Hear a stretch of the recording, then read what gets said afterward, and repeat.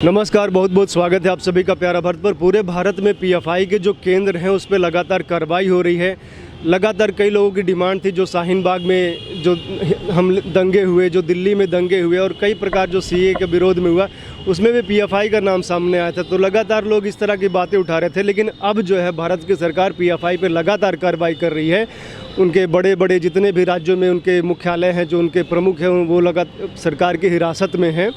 और लेकिन कई विपक्षी पार्टियाँ इसका विरोध कर रही हैं कि ये गलत हो रहा है, मुसलमानों के लिए केवल हो रहा है और बजरंग दल पे क्यों नहीं हो रहा है, आरएसएस पे क्यों नहीं हो रहा है। तो इसी पर बात करने के लिए हमारे साथ जुड़ गए हैं अफसर बाबा, जो कि बनारस में मुस्लिम राष्ट्रीय मंच के जिलाध्यक्ष हैं। सर, बहुत बहुत स्वागत है आपका। सर, कैसे देखते हैं जो कार्रवाई हो रही है पीएफआई पे, ताबड़तोड़ कार्रवाई हो रही, क्या कहेंगे? देखिए, मैं पहले अपना परिचय दे दूं। मैं अफसर बाबा बोल रहा हूं बनारस ज़िला से। जो पीएफआई का ये चल रहा है, 10-20 दिन लोग गिरफ्तार हो रहे हैं, ये बिल्कुल सही है। पीएफआई का आना और उसका पैसे का प्रयोग होना एक आतंकवाद को बढ़ावा देना, जिससे अहले हदीस से लेके कट्टरपंथी और देवबंदी को उभार होना, और ये जिहाद फैलाने का काम होगा। और हिंदुस्तान में इसको आगे चल के बहुत बड़ा खतरा महसूस होगा। तो आज हमारी भारत सरकार, हमारे प्रधानमंत्री जो कर रहे हैं, मुख्यमंत्री जी हमारे यहाँ कानून बहुत अच्छा काम कर रही है और इस पर जांच होनी चाहिए। इसके पहले भी मैंने बोला था हम लोगों ने कि पीएफआई का पैसा जिन जिन लोगों को बनारस से लेकर तमाम शहरों में आ रहा है, जिनके पास, जब ये देवबंद कट्टरपंथियों के पास आ रहा है, तो इसकी जाँच होनी चाहिए और इनको गिरफ्तार करके जेल भेजा जाए।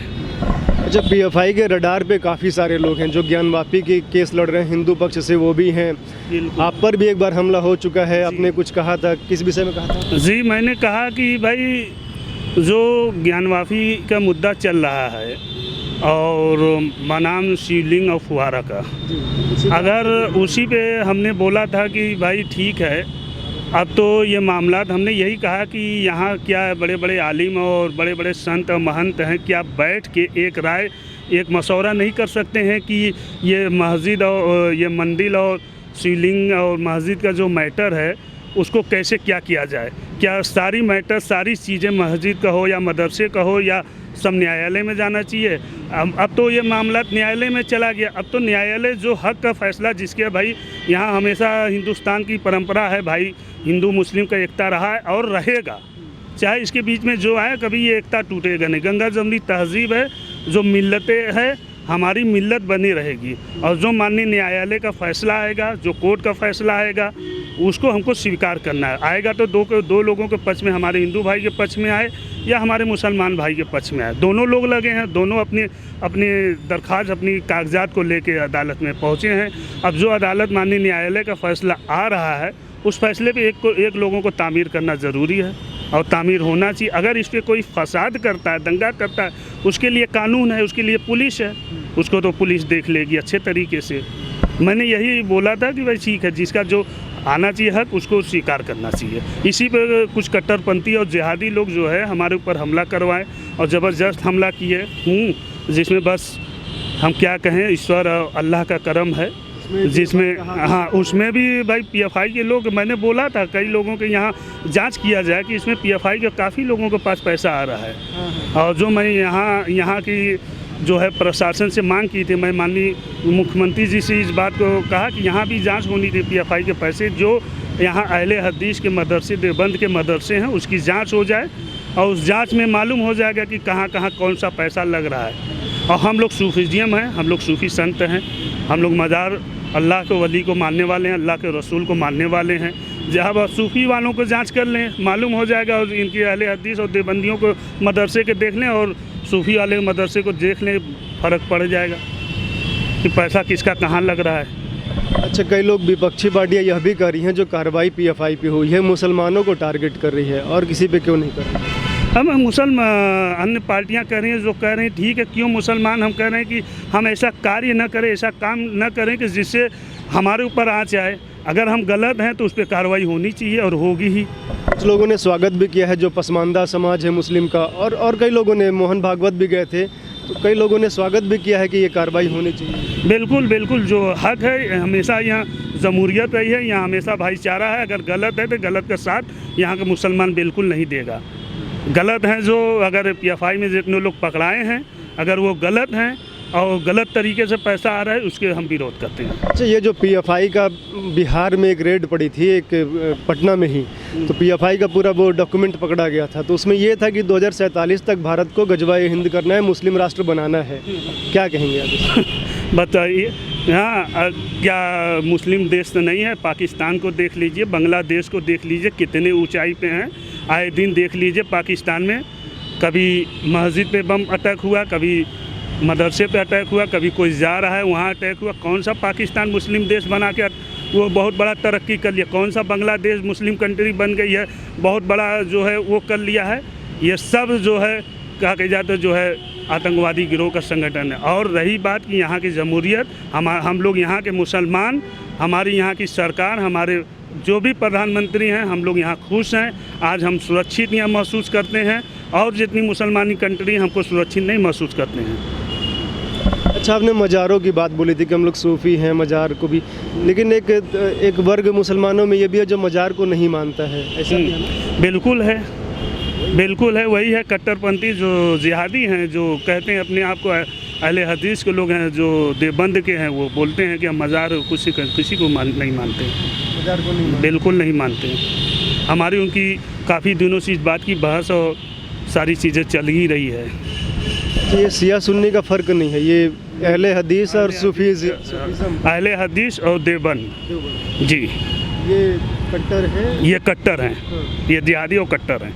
और आप लोग सूफी हैं? हम लोग सूफीज़म हैं, सूफ़ी हैं हम लोग मज़ार को मानने वाले हैं। हम लोग ख्वाजा गरीब को ख्वाजा गरीब नवाज़ रहमतुल्लाह अलैह को मानने वाले हैं। हम लोग निज़ामुद्दीन औलिया रहमतुल्लाह अलैह के मानने वाले हैं। हम लोग गौस पाक को मानने वाले हैं, मखदूम शाह बाबा को मानने वाले हैं। बहुत लोगों का नाम लेंगे तो काफ़ी वक्त हो जाएगा जी। अच्छा, ये जो मदरसों का सर्वे हो रहा है, वक्फ प्रॉपर्टी की भी अब सर्वे हो रही है, क्या कहेंगे इस पर? बिल्कुल, मदरसे का सर्वे होना चाहिए, मदरसे की जांच होनी चाहिए, इसलिए कि मदरसे में जांच होनी चाहिए, तो इससे ये मालूम होगा कि कौन मदरसा सरकारी है और कौन गैर सरकारी है। और जो सरकारी मदरसा है तो हम माननीय मुख्यमंत्री जी से कहना चाहूँगा कि आप जो मदरसे अच्छे हैं, जो सरकारी हैं, उनमें उससे अच्छी अच्छी सुविधाएँ दी जाए, और जो गैर सरकारी हैं और बिल्कुल उसमें जांच की जाए, और उसका भी जो है देख रेख करें, क्या उसमें सहूलियत मिलती है, क्या होना चाहिए। अच्छा, मदरसों में पढ़ाने के लिए भी अब जैसे कहीं भी आपको पढ़ाना है तो TET की व्यवस्था है कि TET पास करेंगे तभी। अब मदरसों में भी सरकार यही करने जा रही है कि TET नहीं पास करेंगे तो मदरसे में नहीं पढ़ा पाएंगे, सही मानते हैं? बिल्कुल बिल्कुल, होना ही चाहिए। अभी हमारे पास कई मदरसों का आया, हमारे पास लोगों ने कहा कि इस मदरसे में कहीं एक लोहता का मदरसा है और एक भदोही के मदरसे में आया नाम कि यहाँ लोग प्रिंसिपल और लोग बैठे हैं, जास्ती कर रहे हैं, बहुत सारी पढ़ाइयाँ नहीं हो रही है, ऐसे से बहुत सारे कंप्लेन आए। तो हम कहे ठीक है, इसमें हम जांच देखेंगे और जांच कराएंगे। और होनी चाहिए जांच, क्योंकि जितने प्रिंसिपल हैं और क्या टीचर लोग किस तरीके से बच्चों के क्या तालीम दे रहे हैं, कौन सी तालीम चल रही है। हमारे प्रधानमंत्री जी का कहना है कि भाई अब एक हाथ में कुरान रखिए, एक हाथ में कंप्यूटर, और दोनों होना चाहिए। इस्लाम जो मुसलमानों का ईमान है, मुसल्लम ईमान होना चाहिए। आप दीन की मसला कुरान पढ़िए, तिलावत कीजिए, नमाज पढ़िए, उसके साथ आप अंग्रेज़ी, हिंदी सब चीज़ पढ़िए। क्यों कि देश में हर जगह जाने के लिए कौन स्टेशन का नाम है, किस देश में आए हैं, वो देश का नाम आप हिंदी नहीं पढ़ेंगे, अंग्रेज़ी नहीं पढ़ेंगे तो आपको कौन सा मुल्क में हम हैं, उत्तर प्रदेश में कौन से ज़िले में गए हैं। तो हम इस्लाम, वो तो हमारा दीनी मजहब है, उसको तो तालीम लेना है, उसके बाद हमको अंग्रेज़ी और हिंदी पढ़ना वाजिब है। अच्छा, हिजाब को लेके भी विवाद चल रहा है। कर्नाटक में कुछ लड़कियां कहती हैं कि हमको स्कूल में, विद्यालय में जाना तो हिजाब पहन के जाना है। सुप्रीम कोर्ट में मामला चल रहा है। ईरान में एक लड़की ने हिजाब ढंग से नहीं पहना था, 22 साल की मोरल पुलिस ने उसको मार दिया, तो वहाँ हिजाब जलाने का वो चल रहा है।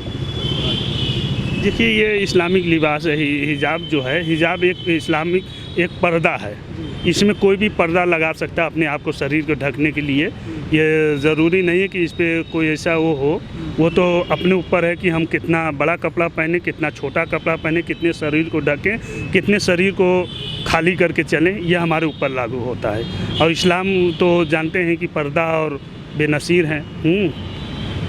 ये मतलब महिलाओं का अपना अधिकार है कि वो हाँ, वो उनके ऊपर है कि वो क्या इस्लाम का है कि पर्दा रखना है। अब उनको ऊपर है कि कहाँ हम पर्दा करें कहाँ न करें। मतलब डिसेंट वेशभूषा हो। जी जी। जैसे ईरान में हो गया कि ढंग से नहीं लगाई थी तो मार दिया जाता। नहीं, ये कोई मैं ये नहीं किसी को जान आप ले लेंगे, किसी के आप मतलब कि पूरे शरीर को ढक के चलें, आँख को न दिखाएं, ये कोई मायने नहीं है। पर्दा जो है पर्दा करना चाहिए। बड़े से जो पर्दा है, जो लोगों से पर्दा है, उस पर्दे पे रहना। अब इतना भी नहीं कि मैं 24 घंटे अपने शरीर को ढक के चलें।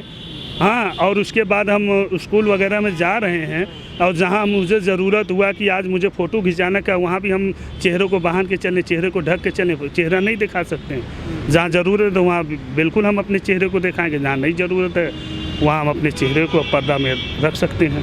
ठीक है सर, बहुत बहुत धन्यवाद आपका हमसे बात करने के लिए। आप लोग जुड़े रहिए, देखते रहिए प्यारा भारत। धन्यवाद आप सभी का।